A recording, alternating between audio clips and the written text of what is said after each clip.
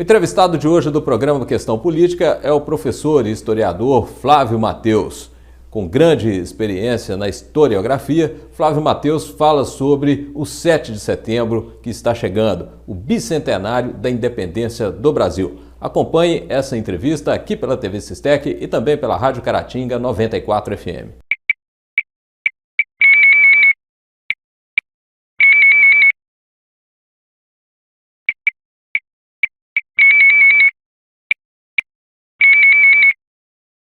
Bom, vamos iniciando então mais um programa Questão Política. A gente conversa hoje sobre a independência do Brasil, bicentenário da independência do Brasil, com o professor historiador Flávio Matheus. Flávio, obrigado por ter vindo. Obrigado. E ter aceito o nosso convite. Eu é que agradeço a oportunidade de estar aqui, não é, para a gente poder contar um pouquinho da nossa história, não é? A história do nosso país, de uma riqueza extrema, não é? Que a gente vai aproveitar aí para a gente poder consolidar um pouco desse passado, né, dentro da nossa memória.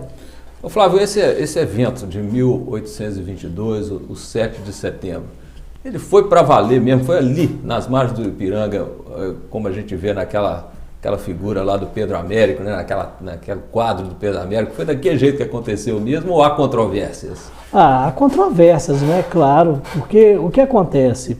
A nossa história, ela possui uma tentativa de criar muita simbologia, não é? A gente trabalha muito com simbologia, principalmente naquele período, né? Naquela época daquele passado, as pessoas trabalhavam muito com simbologia.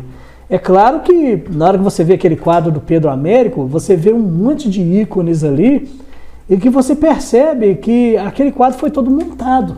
Foi feito totalmente uma montagem, não é? Aquela região ali. Você não vai andar com um cavalo daquele, não é? Sim. E a outra questão também é que forma-se um coração naquela imagem. E é maravilhoso na hora que você consegue perceber toda essa iconografia naquelas imagens. Muitas das vezes os quadros eles são feitos para poder ilustrar e contar a história. Mas a grande importância, acho que a grande riqueza disso tudo é o quanto que a arte, já daquele período, ela ilustrava isso pra gente, ela já procurava chamar a atenção das histórias que eram contadas ali, do que podia ser expresso na arte daquele momento. Então, existem muitas controvérsias, não é, Odário? Existem muitas histórias, muitas controvérsias sobre aquele passado. Mas quando você pergunta assim, olha, o 7 de setembro foi para valer mesmo? Foi. Porque foi um marco histórico. Eu acredito que o mais importante da nossa nação foi o 7 de setembro. E por quê? Não é? Por que ocorre esse 7 de setembro? Você vai vendo que quando você começa a estudar história, você vai ver que aquele período ali é marcado por muitas revoltas, muitas revoluções que estão acontecendo na Europa, na América, né? Você tem a Revolução Inglesa, você tem ali o movimento iluminista, você tem ali também... A própria Revolução Francesa, né? Revolução Francesa vai ser uns 80 anos mais à frente, mas que foi influenciada pelo movimento iluminista. Mas você tem ali, por exemplo, uma coisa muito interessante, que é a independência dos Estados Unidos. Sim. E a dos países hispânicos, não é? Da independência dos países da América Espanhola. E aquilo ali foi muito importante, porque eu gosto muito de lembrar de uma fala do Dom João VI em uma das cartas, não é? De documentos registrados, que ele dizia para o Dom Pedro I, olha, faça a independência desse país, se você tiver que fazer, faça você mesmo, antes que um aventureiro desse faça. Na hora que você pega a palavra aventureiro e olha hoje para o mapa da América Espanhola, é que você entende isso. O Brasil, quando se tornou livre, eu falo muito isso para os meus alunos nas escolas, gente, o Brasil, quando se tornou independente de Portugal, ele era e continua sendo o único país que você tem todo tipo de matéria-prima, território. Os portugueses entregaram um país, não é? Que entregaram, assim, entre aspas, né? Nós lutamos pela nossa independência, mas nós pegamos um país, cara, que estava urbanizado. Nós pegamos um país que estava urbanizado, tinha linhas férreas, um país tinha tudo, cara, tinha toda uma estrutura. Gente, 1822, não é? 2022, 200 anos que esse país tem de história. Olha o que é o Brasil hoje. Olha na história mundial, fala assim, um país que tem aí 200 anos de formação. O que é esse país? Caramba, gente. E quando o Dom João VI se referia assim, a evitar que um aventureiro chegasse e fizesse a independência, ele estava se referindo mais ou menos a que tipo de aventureiro? Tipo um Bolívar, o San Martín? Exatamente. Aqueles que fizeram a independência dos países hispânicos, né? Exatamente. Das colônias hispânicas. Você vai ver ali, olha que maravilha, né? Na hora que a gente fala na palavra revolução e independência, não é? Revolução e independência, eu vou tomar aqui, não é? Vou fazer um plágio de um comentário de um intelectual que eu gosto muito dele. E a palavra independência e revolução não é uma palavra comum como boia, não é como girafa, elefante, não, cara. Aquela palavra ali, ela tem um poder. Tem um peso muito grande. Tem um peso muito grande. Na hora que a gente fala em revolução e independência, são palavras muito perigosas. Então, na hora que você vê, né, eu falo assim, nós tornamos o Paraguai independente. Não, mas que lindo! O que o Paraguai tem? Não, mas nós tornamos o Peru, não é um país maravilhoso. Você olha ali pro Peru, rapaz, você bate o olho naquilo ali. Não, a independência, não é do México, a independência da Argentina, não é história. Você olha, cara, para aqueles países ali e você começa a olhar e fala assim, gente, mas o que esse pessoal tá fazendo? Eu mesmo escrevi uma obra, né, A República de Manhuaçu, e eu mesmo coloquei na minha obra, né? É muito arriscado você fazer uma independência. É muito perigoso você falar assim, olha, vamos tornar isso aqui independente. Olha o que está em jogo. Essa história de Manhuaçu, o pessoal que não sabe, né, o professor Flávio pesquisou, a nossa vizinha cidade de Manhuaçu aqui, o município, né, que não é só a cidade, mas era um município muito grande, né, chegou a declarar a independência do Brasil. Isso foi quando, Flávio? Foi em 1896, foram 22 dias de independência, né? Coronel Serafim Tiburcio. Muita gente me chama de Coronel Tiburcio aqui em Caratinga, né? E não é à toa, né? Mas você destrinchou bem essa história, né? E ficou aí, depois voltou e as coisas, né? Teve uma reação republicana, né? Quase que houve uma guerra de Canudos aqui na região. Quase, aqui foi quase uma guerra de Canudos. E aí que você vê a periculosidade disso. O município de Manhuaçu, ele tinha uma dimensão territorial. Depois que ocorreu esse fato, a região foi se fragmentando toda, não é? E hoje aí tem 52 municípios que ocupavam esse espaço territorial que era Manhuaçu. Então, quando você olha, por exemplo, para um mapa, não é, dos países da América Espanhola, e você fala assim, não, porque aqueles países se tornaram livres, independentes, aí você coloca uma música de fundo, não é? E às vezes até uma criança de 6 anos falando, fica lindo. Houve uma fragmentação territorial, né? Sim. Poderia ser uma América Hispânica hoje gigantesca, né? Exatamente. Mas na hora que você olha para aqueles países e vê o que se formou ali, não é? As dificuldades que aquele povo veio enfrentar, não é? Você falar que um país é independente é uma coisa. É você ter cacife, não é? Vamos utilizar esse termo, para poder fazer com que aquela independência funcione. É outros 500, é outra coisa, não é? Flávio, você falou em revoluções, mas uma das coisas que impulsionaram a nossa independência também acabou sendo a Revolução Liberal do Porto, em Portugal, né? Isso fez com que Dom João VI fosse para lá. Então, ou seja, e deixasse o Dom Pedro I aqui, né? Esse panorama da época, né? Ele realmente, nós podemos dizer que o Dom Pedro I, ele aproveitou que o trem da história estava passando e subiu nele? Veja que pergunta interessante, e é muito boa a sua pergunta, para a gente poder analisar o que estava acontecendo naquele momento. A independência do Brasil, ela foi realizada por uma série de fatores. Quando o Dom Pedro fica aqui no Brasil, vão aparecer ali duas figuras históricas muito importantes. E eu queria dizer uma coisa que eu acho muito interessante. Atrás de todo homem existe sempre uma grande mulher. E eu me emociono muito quando eu falo dela, da Dona Leopoldina, porque ela é a matriarca da nossa independência. Meu Deus do céu. E depois você tem uma outra figura ali fantástica, que é o José Bonifácio de Andrada. Vamos falar da Dona Leopoldina primeiro, então, porque realmente é uma figura um pouco esquecida, né? Como é que ela... Qual é a origem dela, de onde ela veio, como é que ela acabou se casando com Dom Pedro I e qual foi o papel dela na independência? Muito interessante, Dário. Gente, vejam que situação interessante.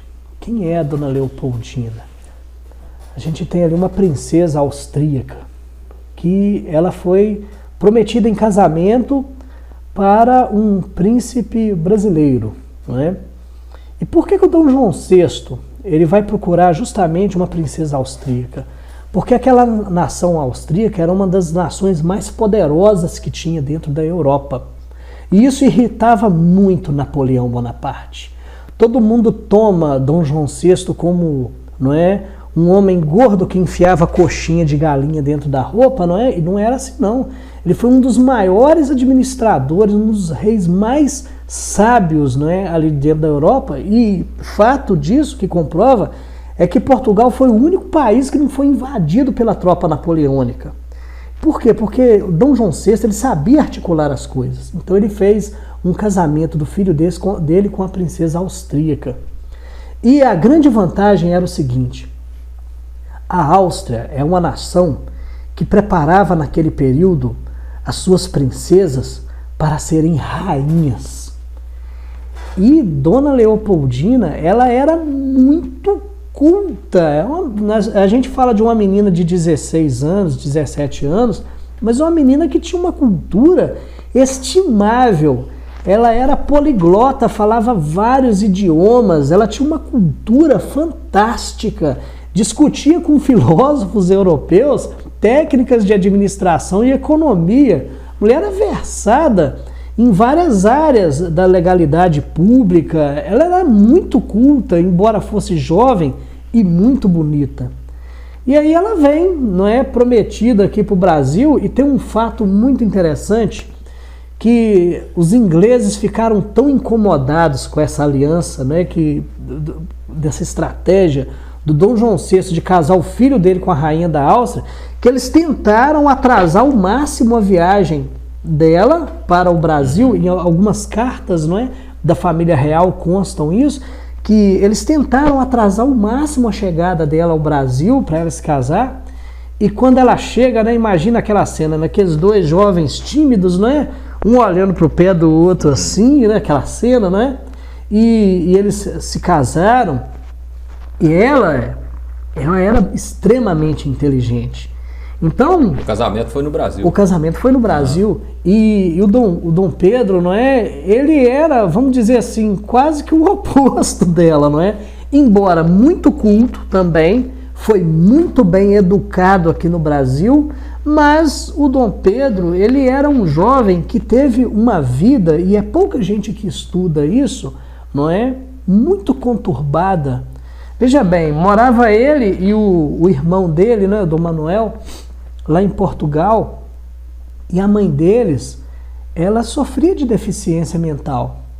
A mãe dele, né, tinha uma enfermidade mental muito grande, e ele ficava no palácio com ela. Então ele teve uma infância muito difícil, não é? Brincando com o irmão dele, Dom Manuel. Depois eles se separam, que ele vem para o Brasil, né? Eles vêm para o Brasil, a corte vem para o Brasil. Isso o Dom João VI, né? É. A Dona Maria, que era conhecida como Maria, né? Louca. Como Maria Louca. Então ele teve uma vida, ele teve uma infância muito difícil. Ele praticamente não brincava, ele só estudava, não é? E isso vai refletir aonde? Na adolescência, na idade adulta dele. Então quando ele se tornou jovem, não é? Veio aí a adolescência, a maturidade, então ele quis aproveitar aquilo tudo na vida dele, não é? Todo mundo fala, né? Você pega aí para poder estudar o passado da história do Brasil, você vê muito na internet o pessoal falando, o Demonão tá lá, né? Era o apelido que a Domitila de Castro dava para ele, né? Domitila de Castro era o quê? Era uma amante, né, do Dom Pedro I, né? E aí a Marquesa de Santos? Ela mesma, a mesma, né? A Marquesa de Santos. Domitila de Castro. Então, você vê as pessoas, não é, tratando de forma muito pejorativa tudo isso, mas esquece dos grandes feitos, não é? Daquilo que é importante para moldar o nosso passado. Então a nossa história ela vira um livro de fofoca. Então olha que coisa interessante. Aí você pega, não é, a Dona Leopoldina vem aqui para o Brasil, ela vai ser uma das grandes responsáveis pela independência do Brasil, ela vai conhecer ali José Bonifácio de Andrada, né, que na época vivia em São Paulo, vai vir para o Rio de Janeiro, vai auxiliar. Tinha uma formação...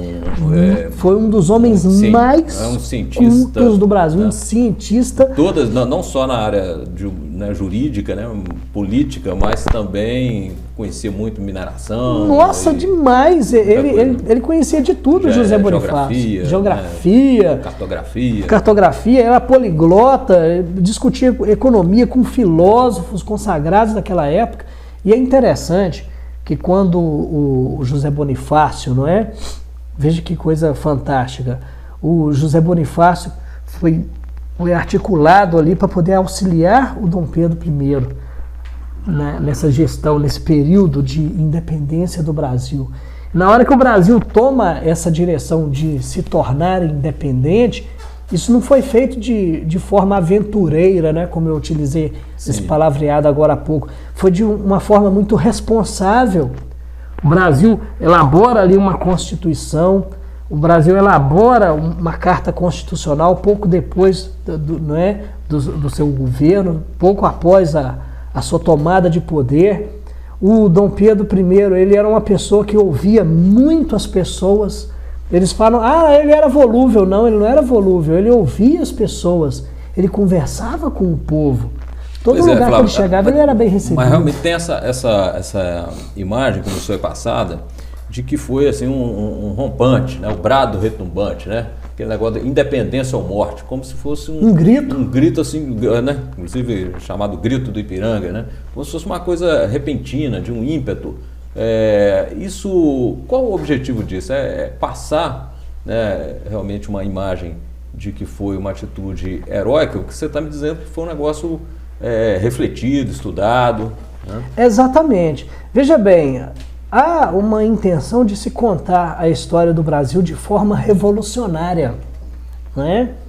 E existe um jargão, que eu diria até, né, eu vou usar um português claro aqui, um jargão marxista: a história da humanidade é movida pela luta de classes. Não foi bem assim. Aqui no Brasil foram coisas planejadas, foi feito planejamento para isso. Não foi um grito do Ipiranga, não, foi uma situação que aconteceu. Mas os historiadores, os escritores, quando eles tiveram em mãos esses documentos, os artistas, né? O pessoal fala que eles tiveram em mãos aquilo e falaram assim, agora nós vamos transformar isso tudo aqui numa revolução, nós vamos colocar música de fundo, não é? Nós vamos colocar fogos de artifício, não, nós vamos incrementar esse negócio. Não foi tanto assim, não é? Mas eles queriam contar a história seguindo os mesmos moldes da Revolução Francesa, não é? Do povo tomando poder, de um cidadão articulando o povo, daquela luta de... E na hora que você pega a história do Brasil, você vai vendo que, olha, não é bem assim não é? Você vai começando a ver e fala assim, não, gente, mas olha, não é tanto assim, foi uma coisa mais planejada, foi uma coisa mais estruturada, não foi desse jeito, não foi assim aquele grito, foi tudo feito no grito, tudo feito na vontade, não. Inclusive, esse tipo de efeito de grito e de vontade, ele vai acontecer lá na proclamação da República. Você pega um autor que eu gosto muito dele, que é o professor José Murilo de Carvalho, ele escreve 3 obras que são consagradas para estudar isso. Os Bestializados, A Formação das Almas e Teatro de Sombras. São 3 livros muito bons que o José Murilo de Carvalho explora, e ele fala que as pessoas pareciam que estavam fazendo a Revolução Francesa aqui dentro do Brasil, não é? Quando foi em 1889 a proclamação da República, ali sim. Ali foi uma revolução. Ali foi uma revolução, ali foi uma gritaria. Não foi uma proclamação. Ali foi uma loucura, foi um golpe de Estado violento, expulsou a família real do Brasil, não é? Fizeram uma verdadeira arruaça, que foi a proclamação da República. Ali sim.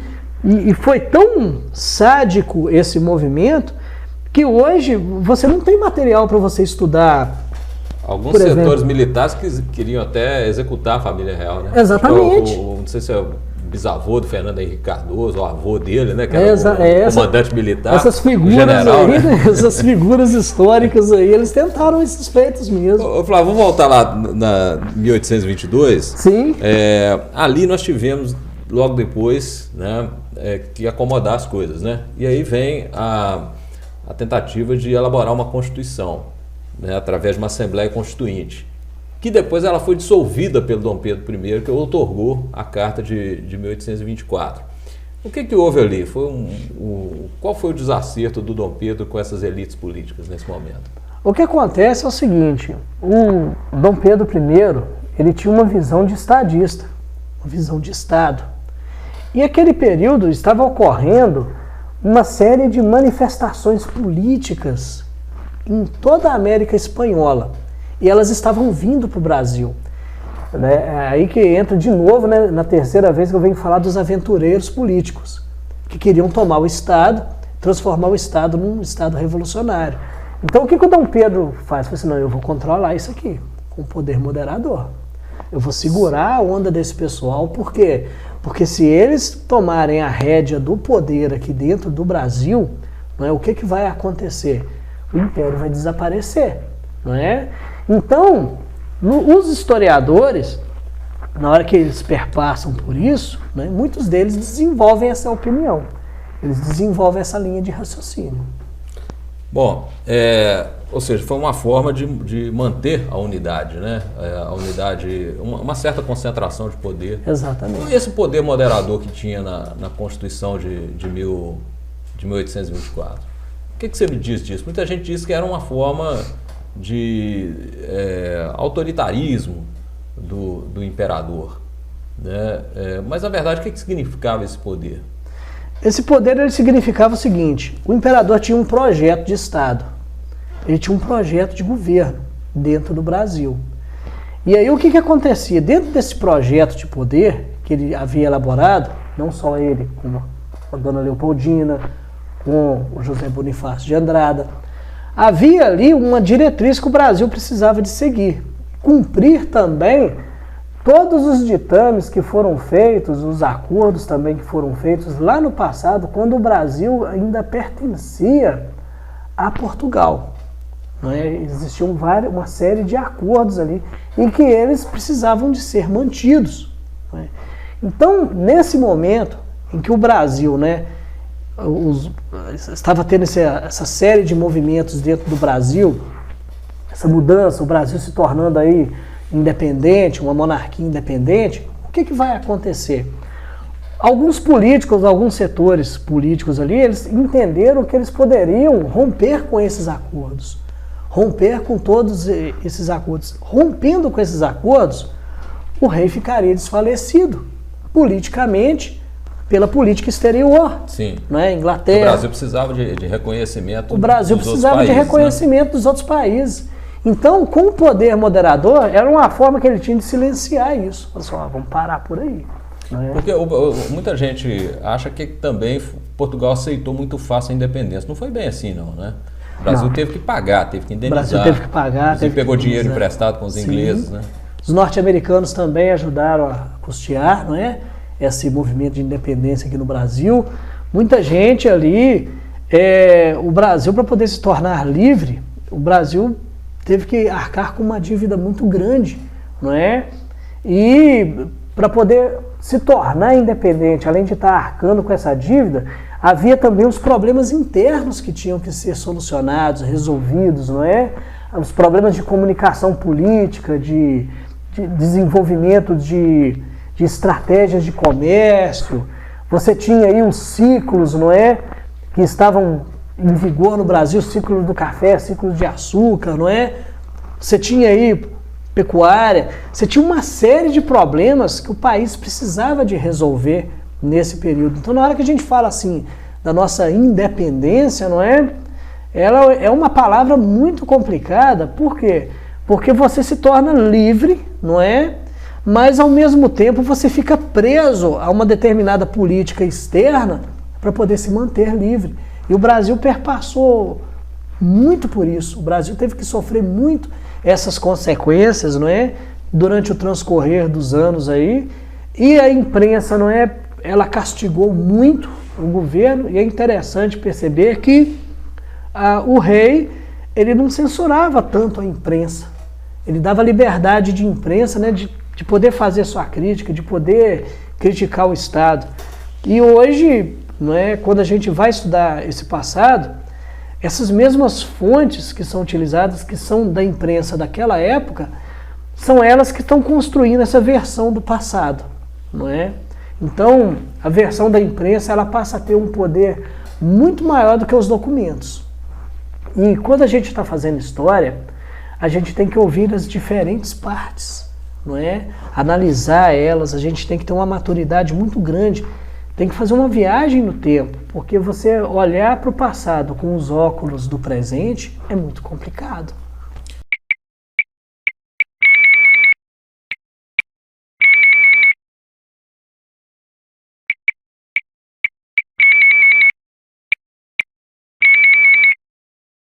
Bom, só para informar o pessoal que está nos ouvindo pela Rádio Caratinga, né, nós estamos conversando hoje aqui com o professor Flávio Matheus, que também é historiador, professor de História e historiador, sobre o bicentenário da independência do Brasil. Continuando a nossa conversa aqui, Flávio, a gente observa também uma outra coisa que é muito pouco falada, que foi uma verdadeira guerra que se estabeleceu meses depois dessa declaração de independência de Dom Pedro I, né?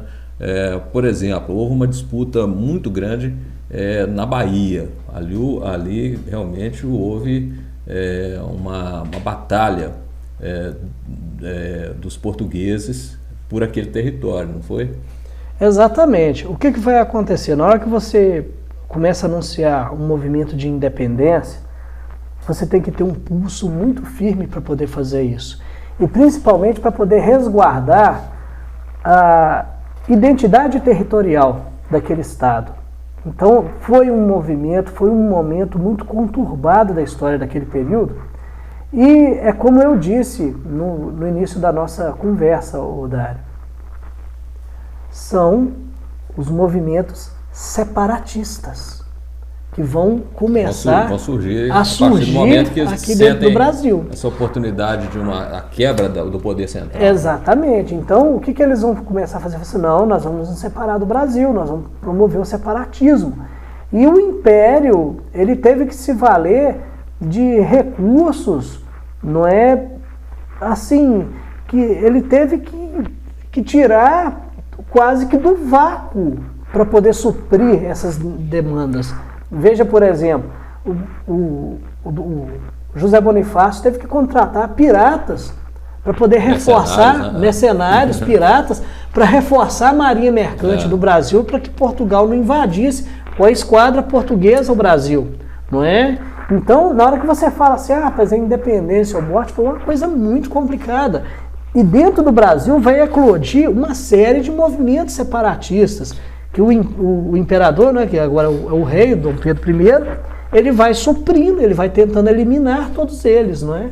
Tanto que lá na Bahia mesmo, a data da independência comemorada lá é o 2 de julho, né? É 2 de julho de 2023, que eles expulsaram os portugueses de vez, né?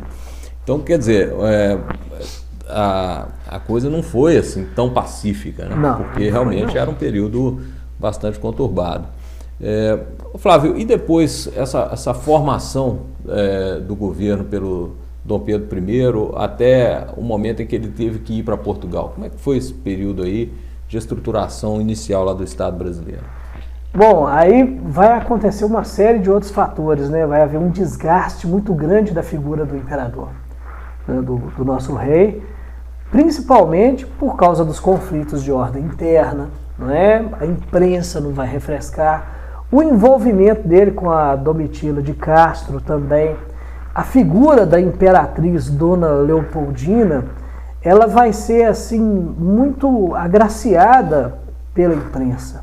Ela é muito culta, não é? E o sofrimento dela, não é? Aí vem aquela história da vida privada, não é? O Dom Pedro I trazer a Domitila de Castro, que era amante, para morar dentro do palácio, junto com a esposa. Foi uma coisa terrível, foi uma experiência terrível para ela. Ela já tinha perdido alguns filhos, a dona Leopoldina também, por causa desses conflitos, não é? Sofreu abortos, aquela mulher sofreu muito.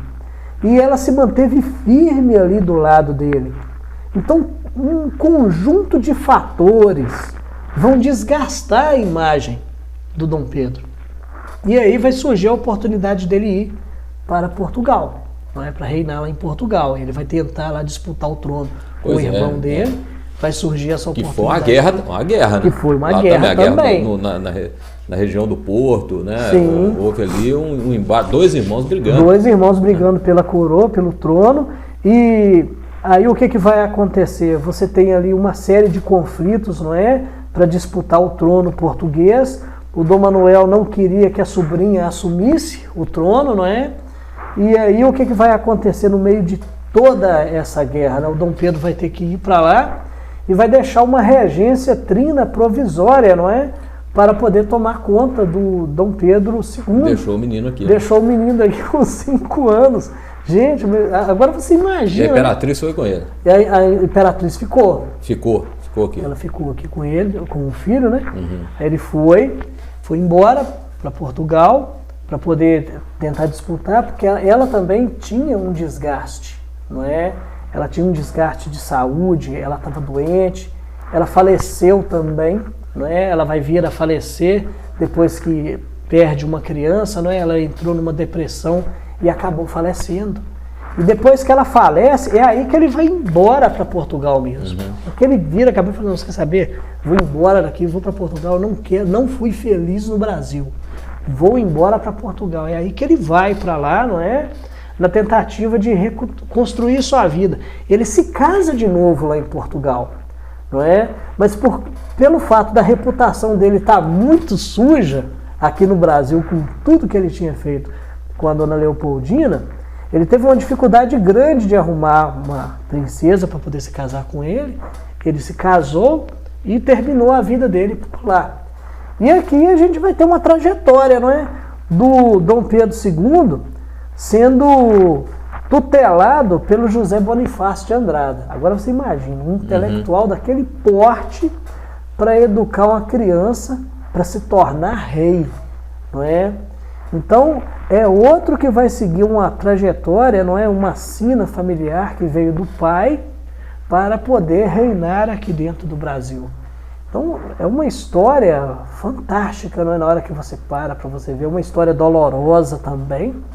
É uma história que você tem várias versões, que você tem muita emoção nos documentos históricos. E quando a gente é historiador, a gente tem que separar a emoção da razão. Dos fatos, né? Dos fatos. Você não pode emocionar aquilo ali. Então você tem que separar, olha, essa carga de emoção aqui influenciou isso, mas tinha esse e esse outro fator aqui para sustentar estas assertivas. Então é muita coisa que você tem que analisar antes de você emitir uma opinião, não é? Então, Dom Pedro II, ele vai crescer, ele vai se desenvolver com a ausência do pai, não é? Mas com a figura paterna do José Bonifácio de Andrada. E você vai ver que a trajetória de vida do Dom Pedro II é completamente diferente da do pai.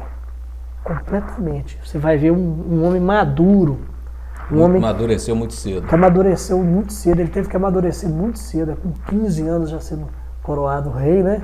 E aí assumindo o trono, não é? Tendo que administrar o Brasil. Na hora que ele começa a administrar, já tem a guerra, não é? Já tem um monte de movimento separatista aí, Revolução Farroupilha, não é? Já tem um monte de movimentos separatistas eclodindo dentro do Brasil. E muito habilmente ele consegue negociar esses movimentos, ele consegue reduzir o poder deles, ele consegue sufocar esses movimentos dentro do Brasil. Ô Dário, quando você olha para o mapa do Brasil e você vê a dimensão territorial, o tanto de guerra, o tanto de conflito que tem aqui dentro, e você fala assim, tem 200 anos isso, rapaz... É um país muito jovem ainda. É um país muito jovem. Olha o tanto que nós evoluímos, cara. Na hora que a gente fala de França, disso, mas nós estamos falando de 2000 anos, rapaz, de cultura. Não é? Nós estamos falando aí de 3 mil anos, nós estamos falando de China, 5, 10 mil anos de cultura. Rapaz, nós estamos falando de um país que tem 200 anos, vai completar agora, né, sua independência, 200 anos de civilização. E olha outra coisa importante que o Dom Pedro I trouxe para nós, a civilização, a cultura. Não é? Nós trouxemos uma cultura de Portugal para cá. Porque antes, quando o Brasil era colônia, nem jornal poderia ter no Brasil, né? O primeiro jornal brasileiro foi editado em Londres, né? Então, quer dizer, aí que começa os brasileiros que queriam estudar tinham que ir para Portugal ou para Paris, né? Então, Coimbra principalmente, né? O próprio Zé Bonifácio de Andrade estudou lá. E aí começa um movimento para criar universidades no Brasil, né? E uma imprensa, né? Exatamente. Movimento intelectual. Né? O momento da história do nosso país que vai eclodir tudo isso aí vai ser em 1808, quando a corte portuguesa vem para o Brasil e que o Dom João VI traz todo o estado português para cá. Nossa, aquilo ali foi um salto. Foi um salto assim muito gigantesco, e isso gerou uma inveja muito grande dos portugueses. Quando ele declara que o Brasil é Reino Unido, né, a Portugal e a Algarves, né, e isso é um título muito importante, porque o Brasil passa a ter uma característica de reino. Tecnicamente deixou de ser colônia. Deixou de ser colônia nesse momento, porque você tem ali toda uma estrutura estatal montada aqui dentro. Ele montou uma estrutura estatal aqui dentro do Brasil, não é? E você veja bem, né? Quando os portugueses vêm, vai ter conflito de portugueses com brasileiro.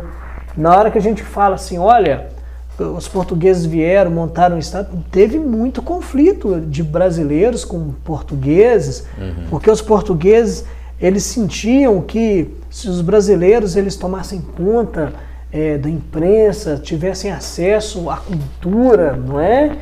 Eles poderiam tirar dos portugueses essa oportunidade de presença e manuseio do poder estatal. E era isso que gerava o conflito entre eles. Então, quando os brasileiros começaram a se dar conta, não, nós vamos começar a participar da política, não, nós vamos começar a ter acesso a essa cultura, nós vamos começar a estudar, nós vamos começar a correr atrás. O brasileiro começou a comprar título de nobreza, começou a virar barão também. Aí a coisa mudou de figura. Flávio, o Dom João VI, uns falam que ele fugiu de Napoleão, outros falam que ele deu um nó ali no Napoleão, né? Ao deixar o Napoleão, né, para trás e vir para o lado de cá, né? Ou seja, como você disse no início, né, às vezes eles tratam o Dom João VI de uma forma muito pejorativa, outros tratam como um estrategista, né? O que você diria para o jovem que está começando a estudar história hoje? Como é que ele vai você é um professor, pedagogo também, né? E que lida muito com a formação de jovens, né? O que você fala em sala de aula para esse jovem que está começando agora, está tendo as suas primeiras leituras de história, de historiografia, enfim, como se posicionar nesse ponto aí? É muito importante essa pergunta, esse questionamento, Odário, pelo seguinte: hoje a gente tem aí a internet, não é, que é uma ferramenta excelente, você tem que saber usar ela, as redes sociais, não é? E nós brasileiros precisamos de desenvolver o hábito da leitura, é preciso ler muito. Olha, o livro didático é muito bom, mas ele é a visão daquele autor que está ali, é a linha de raciocínio daquele cidadão que está ali. Hoje nós temos a chamada BNCC, que é a Base Nacional Curricular Comum, que engessou o currículo, não é, numa única linha de raciocínio. E eu penso, enquanto pedagogo, enquanto professor, que nós precisamos de ampliar nossos horizontes de consciência, os nossos horizontes, não é, de conhecimento.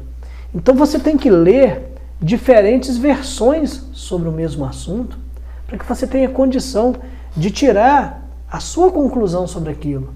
Você possa ver, olha, vamos analisar friamente o que está acontecendo aqui, sobre diferentes pontos de vista, sobre diferentes autores que tratam do tema. Porque o que acontece hoje é que a maioria dos jovens, eles estão engessados e eles precisam de decorar um mantra para poder passar na prova do Enem, para poder entrar numa universidade. Não é? E quando você decora essa única linha de raciocínio, seu horizonte de consciência ele fica muito seletivo. Então é muito importante que o jovem hoje, tendo acesso a essa ferramenta extraordinária, enquanto ela existe, né, gente? Vamos aproveitar, né? Daqui a pouco começar a censurar também. Vamos começar a censurar também, né? Daqui a pouco a gente vai até preso, não pode falar muita coisa, né? Mas vejam bem, vamos aproveitar enquanto tem, não é? Esses últimos minutos aí, que a gente não sabe, dias, sei lá quando, vamos aproveitar essa oportunidade e começar a ler diferentes versões fontes sobre diversificadas, né? Diversificadas, porque aí você vai ter condição de comparar os fatos, de submetê-los a uma análise, não é? E é muito... Ai, Flávio, os alunos reclamam muito, mas Flávio, mas é muito doloroso a leitura, mas é um exercício que amplia nosso horizonte de consciência, melhora o nosso vocabulário. O pessoal vai para a academia exercitar os músculos, tem que ir para a biblioteca exercitar o cérebro. Tem que exercitar o cérebro, não é? A cabeça não é só para pintar, não. Flávio, voltando um pouquinho ao nosso assunto, né, do bicentenário da independência, eu estou vendo que você está de verde e amarelo aí, né? Você está ostentando o nosso verde e amarelo. E esse verde e amarelo, ele vem de onde? Já é daquela época já? Que pergunta interessante, né? Eu gosto muito, para te falar, ser sincero, eu gosto muito de verde e amarelo. Gosto muito do verde, gosto muito do amarelo. E o verde e amarelo, né, na hora que a gente fala do Brasil, por exemplo, vamos pegar esse gancho do Brasil. Brasil, verde e amarelo. É desde a independência do Brasil. Você pega a bandeira do Brasil Império, já tinha o verde e o amarelo ali. Você tem um retângulo verde, que simboliza a família Bragança. Você tem um losango amarelo, que simboliza os Habsburgo, né? Que é da família da Imperatriz. Então você tem uma figura masculina e feminina na bandeira do Brasil. Você tem a figura do homem e da mulher, você tem a figura da família real. E isso veio desde o Brasil Império, veio com o Brasil republicano, não é? Até os dias atuais. Porque os republicanos não aboliram o verde e amarelo, continuaram. Não, eles Mas não deram uma outra versão para ele, né? Eles deram... que o verde é das matas, o amarelo é do ouro, né? Exatamente. E veja que pergunta interessante que você me fez, que é porque quando chega no período do Brasil República, não é? Novamente eu vou lembrar o José Murilo de Carvalho. Eles destroem toda a literatura acerca do Império. Foi como o Hitler fez com aquela queima de livros, não é, na Alemanha nazista. Os republicanos fizeram a mesma coisa. Eles queimaram os livros, eles apagaram os heróis do Império, eles apagaram os escritores, eles apagaram os poetas, os poucos que conseguiram sobrar. Hoje é muito difícil você ver alguém falar assim, vamos falar do José Bonifácio. Você tem que fazer uma pesquisa pesada. Vamos falar da Dona Leopoldina. Você tem que fazer uma pesquisa pesada, porque eles destruíram tudo durante o Brasil republicano. Mudaram os símbolos nacionais, não é? Criaram um hino, criaram toda uma situação. Você vê que a bandeira do Brasil, a primeira do Brasil republicano, foi semelhante à bandeira dos Estados Unidos, não é? E o povo saiu na rua cantando a Marselhesa, que é o hino da França, não é? No dia da proclamação, o José Murilo de Carvalho relata lá no livro dele a formação das almas, né? Que o Deodoro da Fonseca estava com a gripe pesada, pior do que essa que eu estou aqui, de pijama, rapaz, sentado num cavalo lá, moribundo de febre, rapaz. E o povo olhava aquele espetáculo bestializado, sem saber o que estava acontecendo. E daí para cá, da proclamação da República para cá, a gente veio entrando nesse circuito de reescrita da história. Eu me lembro muito daquele livro de ficção do George Orwell. Quem controla o passado, controla o futuro. Quem controla o presente, controla o passado. Não é do George Orwell? 1984. Eu me lembro muito deste livro porque ele relata essa situação, essa circunstância que acontece aqui no Brasil. E é muito triste quando a gente vê isso, porque você começa a perceber que nós começamos a ficar refém, a gente começa a olhar para trás e a gente não começa a ver referencial. E a bandeira do Brasil, ela é muito importante, ela não é somente uma cor verde, amarela, azul e branco que está ali, não é isso. Não é somente um retângulo, um losango, um globo, não é que está representado. Não, é muito mais do que isso. Existe uma representação política, existe uma representação moral. Na Constituição existe um parágrafo interessante, eu não me recordo dele agora, que a bandeira do Brasil, ela pode ser exibida sim. Ela precisa de ser exibida, não é? A gente vê que a bandeira do Brasil, ela é um símbolo de presença do Estado, porque quando você exibe a bandeira do Brasil, quando você exibe essa camisa verde e amarela aqui, que eu tenho muito orgulho, não é? Dá muita decepção no futebol, mas na hora que a gente exibe essa camisa com um orgulho, com um certo orgulho, a gente está mostrando que o Estado está presente. A gente está mostrando, olha, o Estado está presente, a gente está pedindo respeito. As pessoas mostram a bandeira do Brasil pedindo respeito. Olha, é um símbolo nacional. Olha, nós temos que ficar, não é, em posição para cantar o hino nacional. Olha, está sendo hasteada a bandeira, vamos fazer silêncio. É um símbolo de respeito. É um símbolo as escolas, de você que trabalha muito em escola secundarista e tal, as escolas hoje estão com esse tipo de resgate do patriotismo brasileiro ou continua ainda? Porque teve um tempo que isso ficou um negócio ultrapassado, era considerado algo... Porque eu peguei uma época em que ainda se hasteava a bandeira nas escolas e cantava o hino, todo mundo perfilado. E depois isso se perdeu. Como é que está hoje em dia? Está havendo esse resgate? Olha, algumas escolas, eu vou colocar a palavra algumas, a gente percebe, não é? Eu, por exemplo, trabalho na FUNCIME, então toda sexta-feira eu vejo a escola, né, o barquinho amarelo ali de frente, né? Eu acho lindo os meninos cantando o hino nacional, eles hasteando a bandeira lá, cantando o hino, é muito bonito, não é? A gente também canta o hino nacional. E é interessante que a gente vê algumas escolas, não são todas fazendo isso, e existe também um movimento para não fazer mais isso. E por parte até de professores. Não vamos mexer com isso não e tal. Porque atrasa a aula. E quando muitas das vezes isso acontece, a gente está perdendo uma conexão muito importante com a nossa identidade cultural, política, com a identidade nacional, não é? Isso tem acontecido muito aqui no nosso país. Eu acho que a gente tem que lutar muito para não deixar que isso continue dessa forma e que esse resgate ele possa ser contínuo. Porque você teve um momento, né, sobretudo durante o regime militar, em que passou depois, né, desse regime militar uma crítica a quem fosse patriota, né? Tem uma frase célebre do Nelson Rodrigues de que o patriotismo é o último refúgio dos canalhas, né? Então isso, de certa forma, a pessoa que se declara patriota, né, aqui no Brasil, é vista assim, com maus olhos, como se fosse alguém autoritário, como se fosse alguém repressor, opressor, né?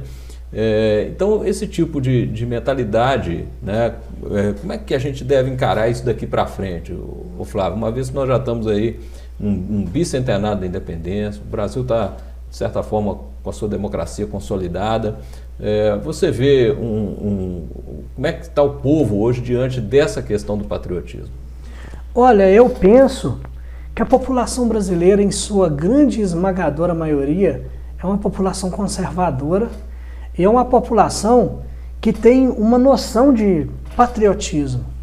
O problema é que a palavra patriota, né, eu gosto muito de citar alguns livros, né, parece que eu fico até fazendo propaganda, né?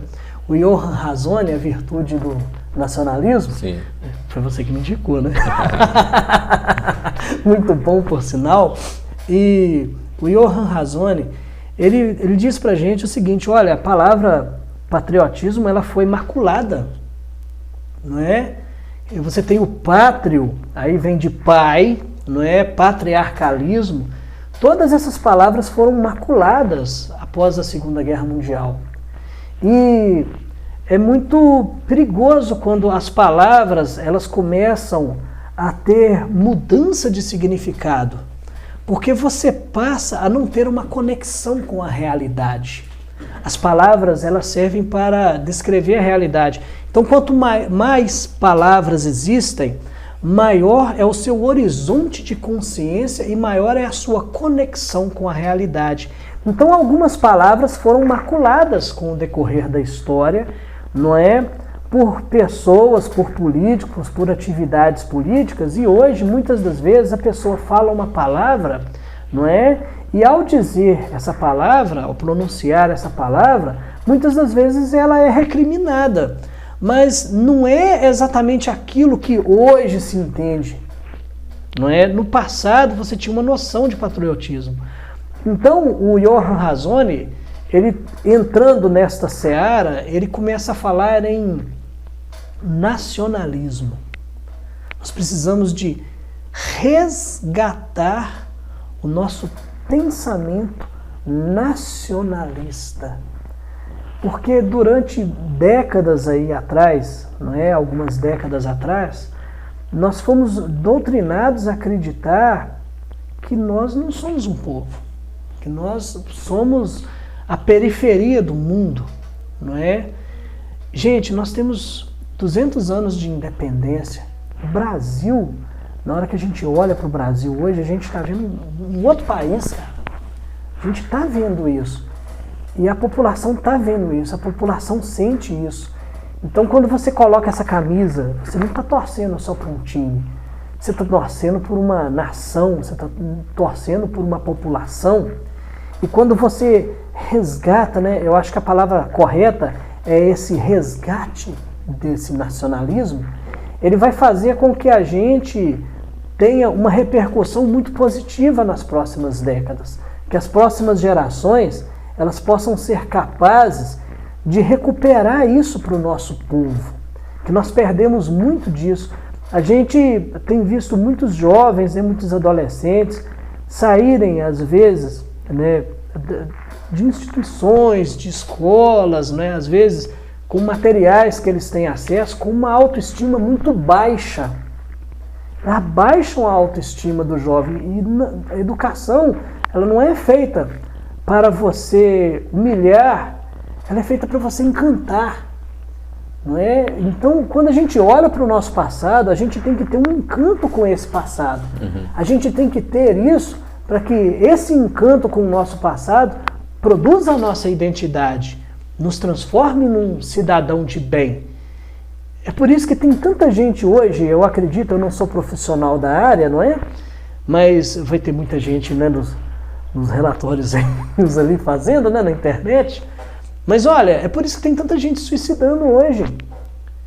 Por quê? Porque não se vê presente no mundo. Olha, nosso passado foi uma tragédia, só tristeza. Que o Dom Pedro I botava chifre na Dona Leopoldina, que nossa, que tudo foi só destruição, tudo foi só angústia. Gente, como é que essa criança ela vai se projetar para esse país? Como é que ela vai acreditar no trabalho dela?